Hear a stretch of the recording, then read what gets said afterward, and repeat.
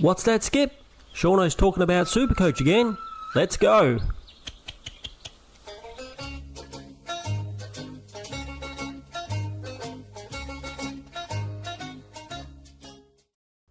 G'day everybody, it's Shauno again, and I'm back with some more Supercoach content. Today we're going to be doing our round 18 trade time video where I go through all the best downgrades and upgrades and the best vice captain and captain choices for round 18. So let's get straight into it. Before we do, don't forget we're trying to get to 300 subscribers before the end of the AFL season, so hit that subscribe button, and if you like the video, please hit that like button and leave me a comment down below. All of those things help me out a lot and I really appreciate it. Alright, a slight recap. If you want to see my review video, go back and check out that one that came out yesterday. So that'd be great if you could check that one out for me. And but if you missed that one, we got a score of 2,274, which is pretty average. Dropped quite a few ranks, dropped 848 places to be 10,931. Thought we were going up last week, but a bit of brutality in this first round of coming out of the buys, which didn't help us very much. So we'll just jump onto the team for 2 seconds. Quick look if you want to look at the team there. So there we go. We won't go into all the players. Like I said, go back and check out the trade time video if you want to go and see who I thought were the good and the bad players of the team and all that business. We're going to get straight into downgrades and upgrades. So if we go over here to the players, and I've already got it set up. Shauno's been doing his research this morning, and you know what video we play when Shauno is doing his research?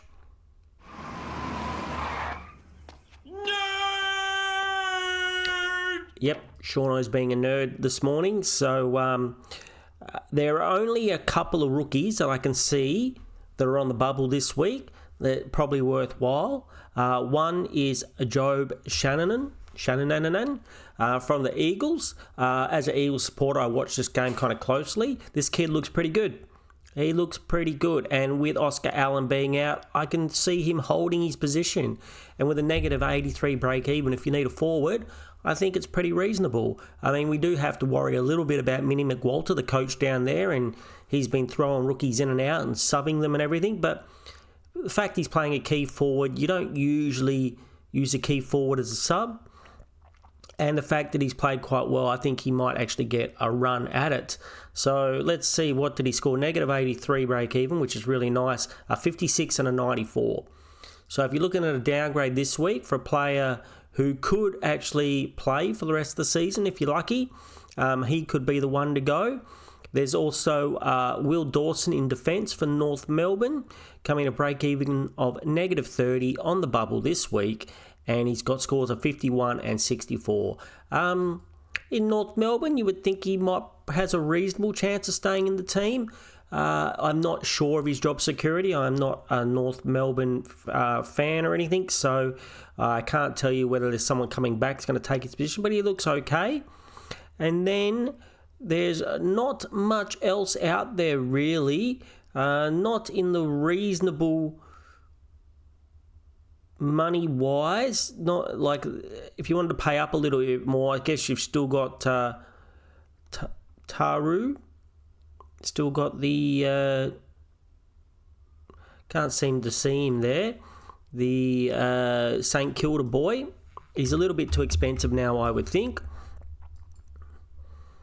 Alexander Taru is now at 210k, so probably too expensive. Looks like he's going to play though, and looks like he's not a bad player. As for last 2 games, he's got a 77 and an 81, and he has DPP status. So if you need someone with DPP, and you know he's probably going to play, but I can't guarantee that. Now there's a couple to keep an eye on for the next week. There's 2 99kers. There's this guy, Oscar Adams from Gold Coast. 99k, he played this week. Who knows if he's going to keep the position. He got a 42. And then there is Rowan Steele, who is for Collingwood, and you would think that's a hard team to hold your position in, but he got a 44 around that 40 mark again, but also at 99k. So both of those have only played 1 game. So you're thinking you probably want to hold off to, a week. And then this guy, George Stevens, this guy looked really good. He's only played one game, got himself a 90, played in the midfield. You have to take into account that Geelong did have two midfielders out, though, Bailey Smith and one of their other guys that normally runs there through the midfield. So holding his position could be a little bit tricky, but he did look good. So I wouldn't go on him this week, but if you wait, if Bailey Smith comes back and potentially the other midfielder comes back or is not there for a while, then yeah, maybe he'll be an option, but I wouldn't go there this week. I'd definitely be waiting on all of those three for next week. Especially the 99k ones. It's time of the season where you might just want 99k to a 99k rookie just to maximise the amount of money you can spend on the field. So I can see how they might be very popular next week.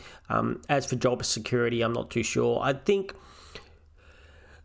for me, the only one I know who I think has pretty reasonable job security is the Eagles forward. This gentleman here looked good. There is a valid, open position there for him with Oscar Allen out. So I think he could play most weeks. He is a key forward though, so I wouldn't expect him to get great scores every week. But he'll also make his money. If you've got trades in the bank and you want to get the person who's going to make you the most money, I think he's going to make you the most money as well, as long as he can hold his position in the team. But predicted to make 55k this week if he only gets a 43. So, if he could get a 63, he'd be getting up near 65, 70k. So that'd be pretty nice if you've got trades in the bank, which Shauno doesn't. But this video is not for me. This is for the entire community.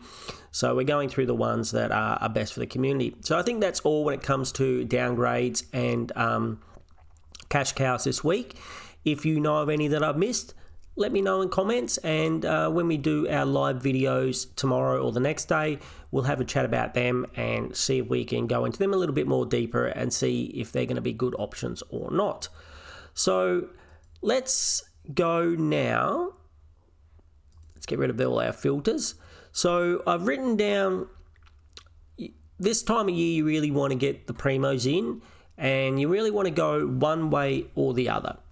You want the best of the best, or a pod. You certainly don't want to be taking any mid-pricer unless you're desperate for money and you just need to get a rookie off the field. Then you might have to go a mid-pricer. But in general, we won't be looking at any of them. We'll just be looking at the primos because they're what you really want to be getting in your team. And whoever you get in your team now, you're really hoping that they're going to be there at the end of the season. So if we have a look, let's do it by position. We'll go to defenders first. Now, I'm not going to spend a lot of time on this just because it's a case of get who you like. And like we said, either go for the point of difference, which I would say is 15% or less. So if we're looking at this, Lockie Ash is a point of difference.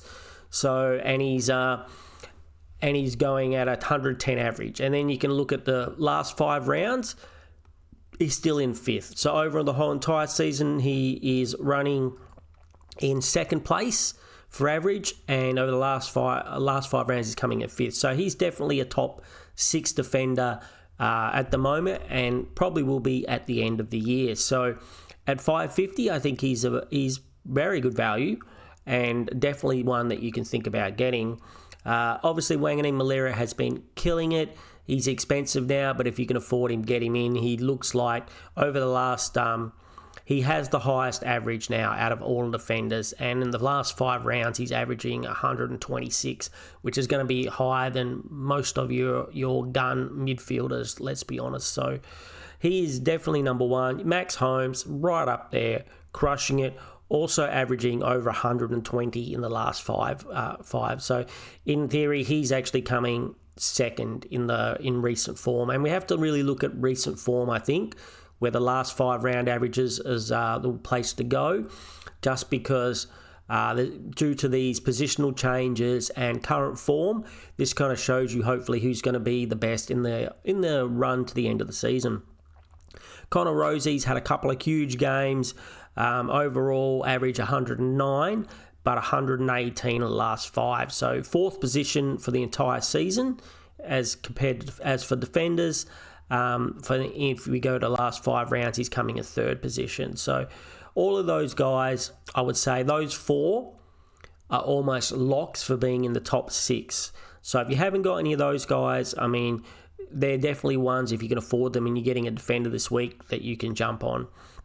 Sinclair's been quite down a little bit. He's super cheap though. So if you're looking for a cheap option, you can certainly jump on here, but he's only averaging 89 in his last 5 rounds. Now, not too sure why this is. Can't really see any role change, whether they're just ignoring him and giving the ball to Nasiah Wanganeen-Malera every time. Will he come back? We're not too sure. Overall, he's in 5th position as in defenders, but over the last 5 rounds, he's dropped way down. He is way down the list. Can we even find him? He's so far down we can't even see him. That's how far down he is. So he is a bargain though, and he has DPP. So definitely could be one, especially if he's like a 23rd primo for you. Maybe you want to get on. Could be done. Zorko's another one, has been down in form, but is at a very good price. So still at 521. Average for the season, he's coming in 6th place out of all the defenders at 107, but he's only at a 94.8 in the last 5 rounds, which means that in the last 5 rounds, can we even see him? Right down in 22nd position. So, there's a lot of people ahead of him. So these are one of the things. If you think these guys are going to recapture their form, maybe get on them. Get on that nice cheap price. Maybe that's going to leave you enough money to do another upgrade somewhere else if you have the trades to do that. Otherwise,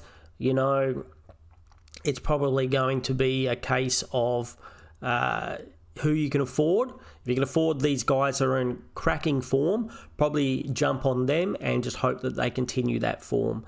At this time of the season, earlier on the season, I would have said go for the cheapos, go for the value. At this time of the season, I think it's more of a case of get who you think is going to score the best for the rest of the season, or who you think will be a pod from everybody else, and then you can potentially jump places up in your overall rank. And I guess we need to talk about that a little bit. If you're going for overall rank, the pod might be the way to go. But if you're going for your league matches, you probably don't want to, if your league, everyone in your league has Nasiah Wanganeen-Malera and you don't, well, that could really hurt you when you go to play them in the league match. So if in the league matches, it's probably a little bit more of a plan to get the best of the best. So then you're kind of countering if your opposition, if they have the best of the best. If you're going for overall ranking, well, it doesn't really matter. You can go for a pot of difference, and if they start to really kill it, say you're picking Lockie Ash, you're going to move up the rankings more. Jordan Clark had a really bit of a stinker this week, so maybe not getting him this week, but he could be much cheaper next week, and he's had a super consistent season, so he's predicted to go down. If he gets 100, he's predicted to go down about 15k, and if he gets 100 next week, which is what he usually does, gets about 100, so in a couple of weeks' time, he could be as low as 520, so maybe if you were thinking about a defender in a couple of weeks, maybe he's the one to go for. Probably won't go too much into any more, like for pods, Luke Ryan, Rory Laird, I think is a very good pod. Miles Bergman is cheap and scoring very well, going 105 in his last 5 rounds. Tom Stewart is still at 500k and he's going 102 in his last 5 rounds. So there's some of the cheap options, and there's some of the pods that if you are going for overall score and maybe you wanted someone who's a little bit cheaper, maybe you could go for one of those guys. Bailey Dale is dropped right down in price. We all thought he was going to have a beautiful run home. Bevo swapped him around. He got Bevo'd last week. Swapped him around. He got tagged. He went to the midfield. He went forward. Couldn't really get much going at a 65. Still could be good for the rest of the season. Hopefully he's not going to get too many more tags. But at 515, he's pretty reasonable. But you can see his 5-round average is at 98. So I've had him for a while now. A lot of people were picking him on fixture, and it just hasn't kind of worked out. And Josh Dacos is plugging along at 98. So there's your defenders. I think, like I said, we don't want to spend too long on any of these because it's just a matter of get who you like pretty much. So if we look at the overall season, So Errol Goulden, if you're looking to get someone in, he's a point of difference. And I know he's only played 3 games, but at the moment he's averaging the highest out of all the midfielders. And you know he's got the runs on the board from past seasons doing it. So if you can get Errol Goulden in, if you can afford him, I think a jump on is a very good move. He's not just going to be potentially in the top 6 at the end of the season, but he's also going to be a point of difference for a while. Unfortunately, I can't afford him. Otherwise, I'd be doing that this week. Butters coming in at number 2, $5.97. Yep, again, get him if you want him. Bont, great. McCluggage is a point of difference. Killing it, running in 4th at the moment overall for mids, and in the last 5, averaging a 122 in the last 5 rounds. So that's great. Brayshaw's been a little bit off the pace. The last 5, he is averaging 108, but for the season, he's averaging 117. So that's still pretty good. At $5.50, a good price. We'll leave Bailey Smith for the forwards. Noah Anderson has been doing very well, 118 average in the last 5. Definitely a good contender for being in the top 8 midfielders. And Tom Liberatore, I'm a little bit worried about Tom Liberatore. If you're going there, that's fine. I mean, he obviously got a 171 this week, but his CBAs are down. Bevo did talk about playing him a little bit more forward as well. So I think his average is only 103 over the last 5 rounds as opposed to 114. So I think the role with him is a little bit of a worry, even though personally I wouldn't understand why you wouldn't play Libba anywhere else but in the guts. But Bevo doesn't seem to agree, and maybe Bevo knows more than me. So I mean, go there. He's at a very affordable price. I could afford him this week, but I just think his role was changed a little bit. Expect maybe a little bit of a roller coaster ride, but he has got potential to score huge. Like 171, that is just amazing. Nick Dacos, right up there. Tom Green, all these guys. Ed Richards, they're all doing very well. Zach Merritt is very cheap this week, coming off a 159. He's got a very good matchup this week. I know a lot of people will be trading him in. His run at the end of the season could have a few tags, but if it doesn't, he is a known potential big scorer. I know a lot of people traded him out, but who knows? This could be the time to trade him back in. Only owned by 20% now, so that's probably gone down quite a bit. And someone like Torque Miller, only owned by 3.9%, is a good pod. Jordan Dawson, Matt Rao, there's pretty much lots to choose from here. So if we went the last 5 average, the last 5 rounds, the top 8 midfielders are Dacos. Don't think about Holmes because you've got him in defence. Butters, McCluggage, Tom Green, Errol Goulden, and Finn Callahan. So, that's interesting at 580. So that kind of gives you an idea. Isaac Heaney, another point of difference if you wanted to go there. So basically, like I said, get who you like, who you can afford, and who you like, and hopefully you want to hope that they're going to be in the top 8 for the rest of the season. All right, let's go through to, should we do Rucks? Rucks, I don't think you have to think too much about it. You got last 5 rounds, you've got Grundy. Nope. You've got Grundy, Jackson, Tim English, Darcy Cameron, and Rowan Marshall as the top 5. The 2 big boys, Cherry and Gawn, aren't rating, but I'm backing those boys to come back. Obviously, if you had money to burn and you wanted to spend $7.27 on Grundy, why not? Why not? He's been absolutely killing it. So, I certainly couldn't say don't do it. It's just the money that you're spending. But if you've got millions in the bank and you haven't spent it and you want the best of the best, well, he's the best of the best at the moment. Luke Jackson had a down game. He's still playing with Darcy. He'll be a little bit up and down unless Darcy gets dropped from the team or injured, where his scores will go up. So I think it's $6.50 for current. He's probably a little bit expensive, but still very good. And then if we go through the average the whole season, you still got Cherry and Gawn up top, who have both probably got pretty big break evens. Like Cherry, he could easily get that break even. Max Gawn, 195. Well, I'm hoping, because I've got him, that he gets that break even, but he's probably not going to. They face each other this week, I believe. So that means that it could be a tough match for those boys.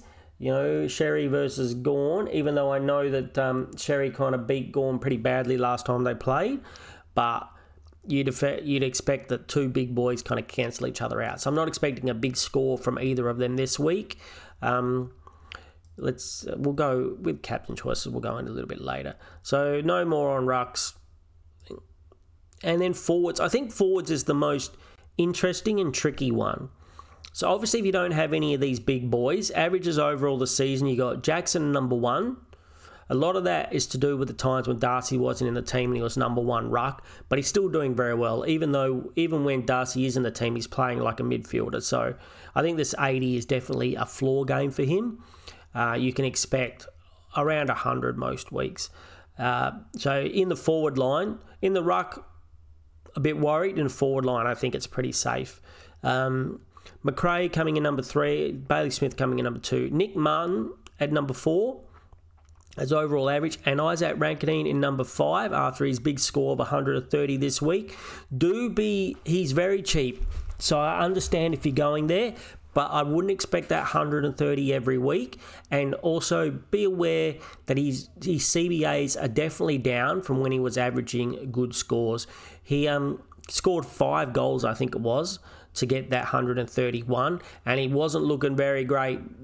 Early on he had like 3 goals and 6 possessions, and he was on like 50 points, and it wasn't till the end of the game he got a few more possessions and managed to get that score up. You certainly can't depend on him kicking 5 goals every week, so I think he's going to be a little bit of a roller coaster ride to the end of the season. I'm hoping that I'm wrong as an owner. I'm hoping that either he gets some more midfield time or he can continue kicking bags of goals.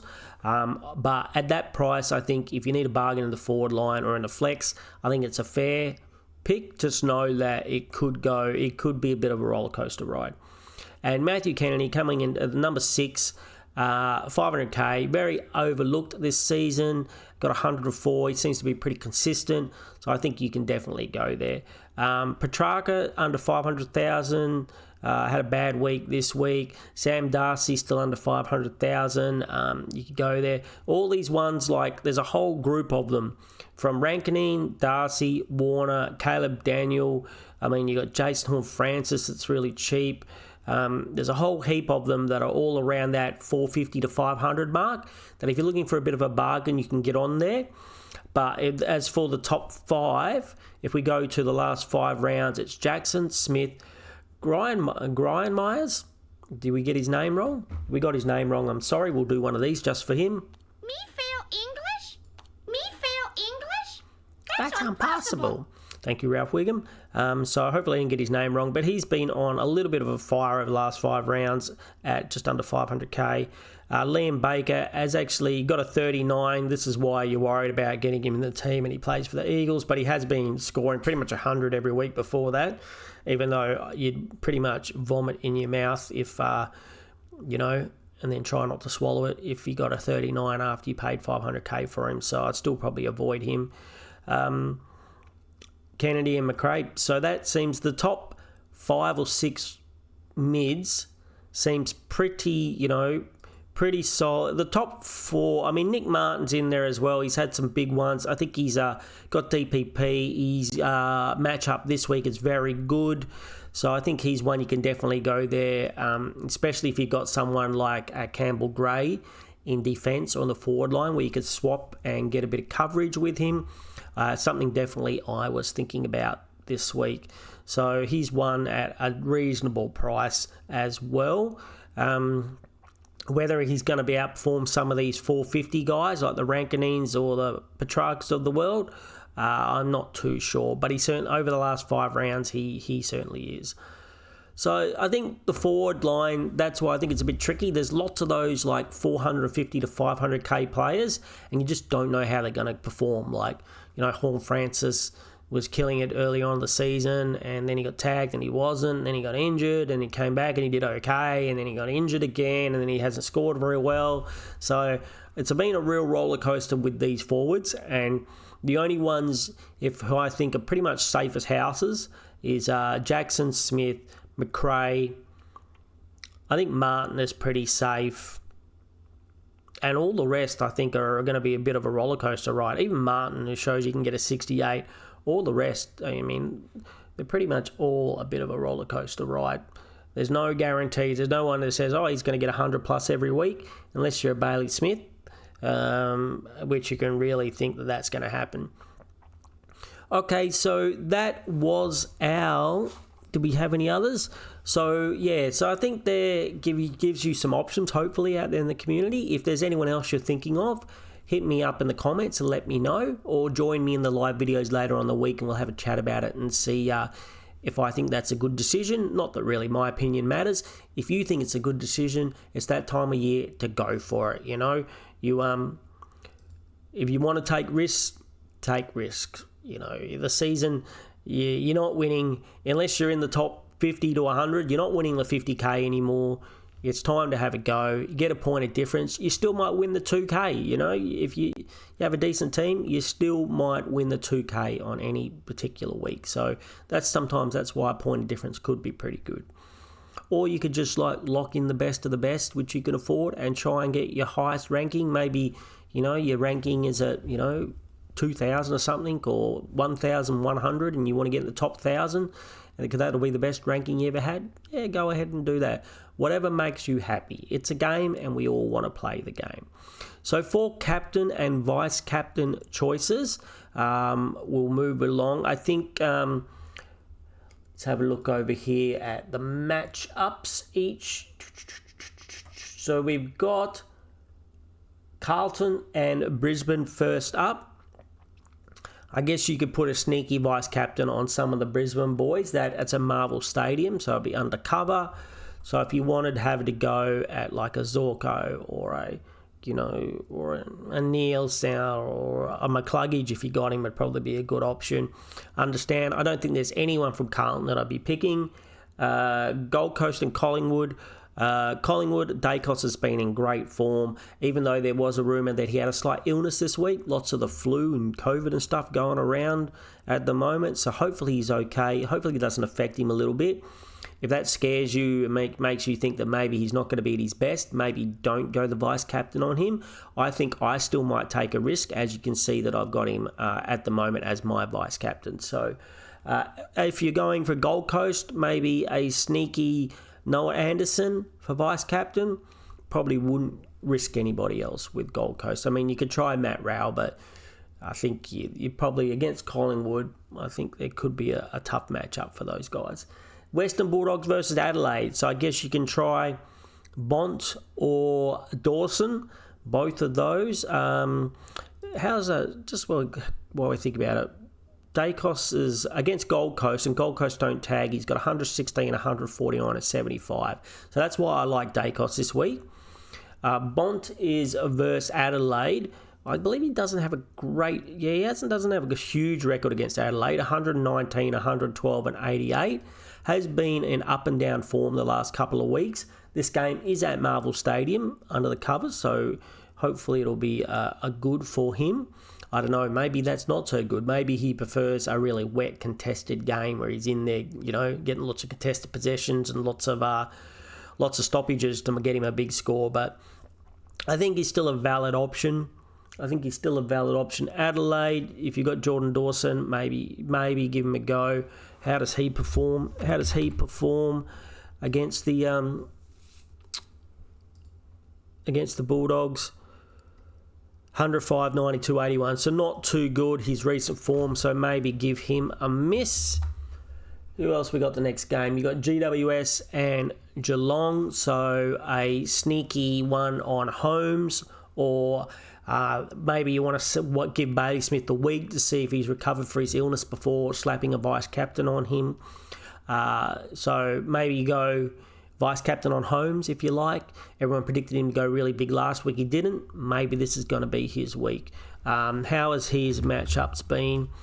The only problem with Holmes is that this has been his really a huge break. 134, 134 and 75. So against GWS. And we know that GWS don't normally... they do have Toby Bedford, so he could get tagged. But if he doesn't get tagged, there might be a sneaky vice captain. He's got some big scores against him. Maybe the tag goes to Bailey Smith instead. Maybe. So if you want to do a sneaky one there, I think maybe that's a good choice. Maybe it works out, maybe it doesn't. I probably wouldn't go as his straight-up captain just for that potential tag option. But, as a vice captain, I think it's a very valid option. If I had him, I might even have a shot at that one. Who else have we got after that? If you got GWS, I guess Tom Green.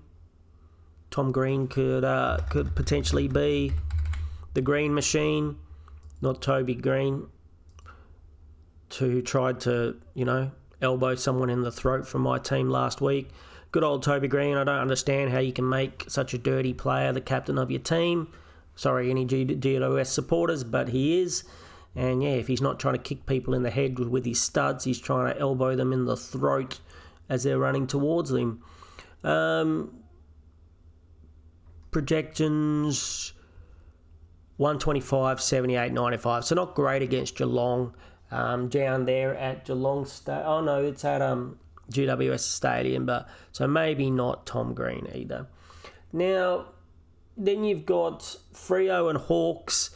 The Freo boys haven't been doing great. You could probably try a sneaky vice captain on Brayshaw or Sarong, but after how Sarong got tagged out of the game last week, you'd be a bit worried about that. And Brayshaw hasn't exactly been in super great form the last few weeks. So I don't know if I'd be picking anyone out of that team. These two guys play each other, Gawn and Sherry. So, I know Sherry dominated last time against Dawn. Dawn? All right, I think we need another one. Dawn? Me fail English? That's impossible. Max Gawn, he got a 136. It's not exactly a domination, but it's a good score against him. And what did Gawn get? Gawn got a 67. So I certainly wouldn't be picking Gawn as my captain.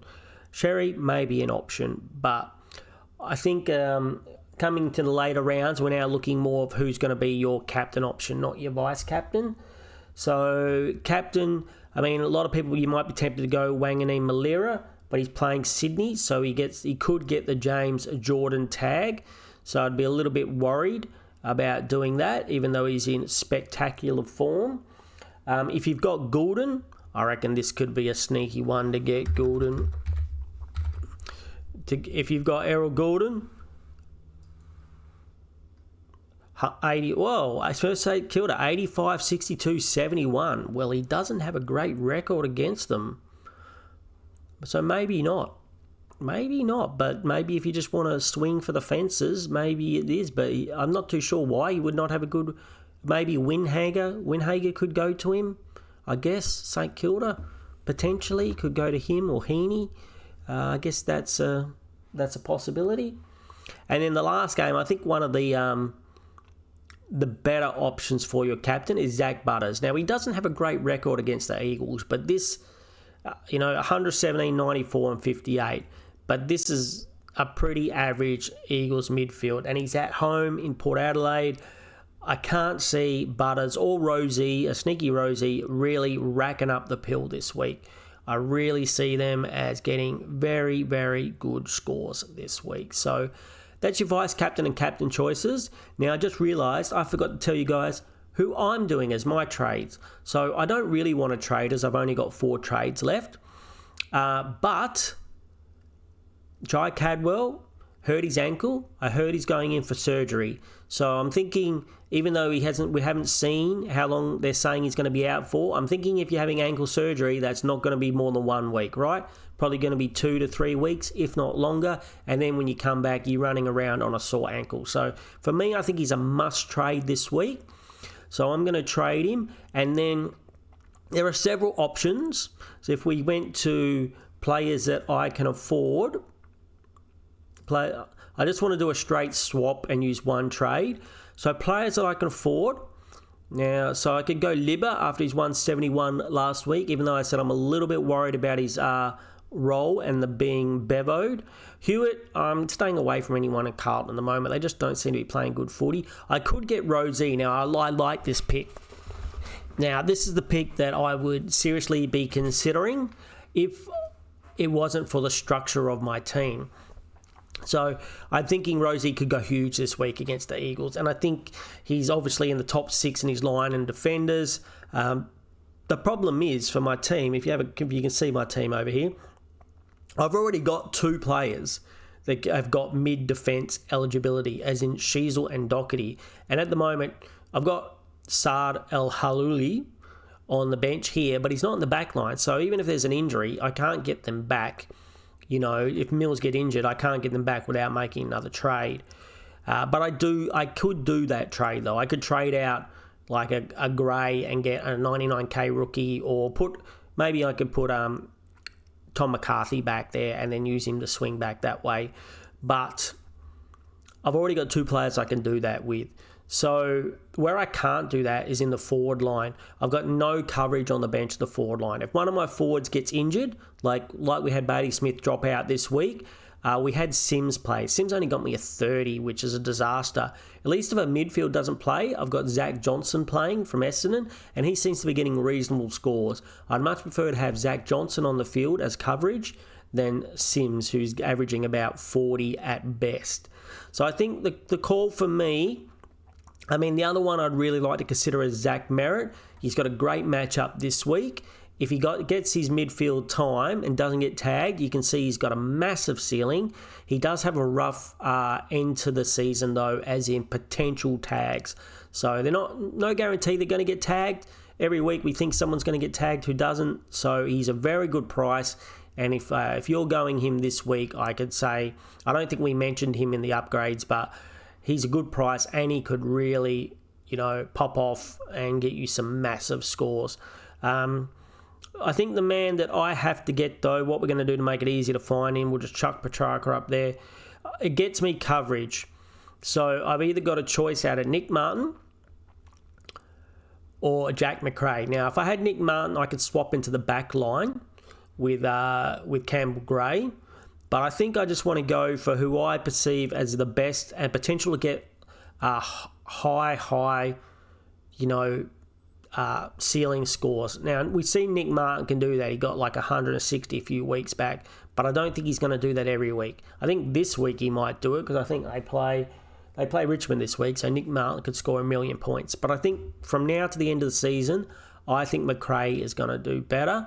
And because I'm playing more for leagues, I think he could really hurt me if other people have him and I don't have him. So I'm going to complete the trade there, and that's what I'm going to do this week. Cadwell's out, Macrae's in, and that gives me a little DPP action now where I can swap between these guys. If somebody gets injured in the forward line, I can bring down Macrae or vice versa, and then have Johnson on as a rookie, as a substitute, rookie, emergency, whatever we want to call it, on the field here. So we've got an emergency of Clark if something goes wrong in the back line. We've got emergency of Zach Johnson if something goes wrong in the mid-line. And then if something goes wrong in the forward, we'll swing Macrae forward and put Johnson on there, and then don't have to play Sims. And we still got McCarthy in the flex, hoping that he can keep up these 80-plus scores for us. So I think that's the video for today, crew. Don't forget to like the video. Don't forget to subscribe and leave me a comment down below. And also, we've got these 2, at least 1, maybe 2 live videos coming up in the next couple of days. So keep an eye out for those. If you hit the notification button, that'll let you know when I'm going live. And come and have a chat. Love having a chat with you guys. It's my favourite time of the week. So yeah, thank you so much for watching the video. I hope you all have a fantastic week, and I will talk to you all again very soon. Take it away, Skip.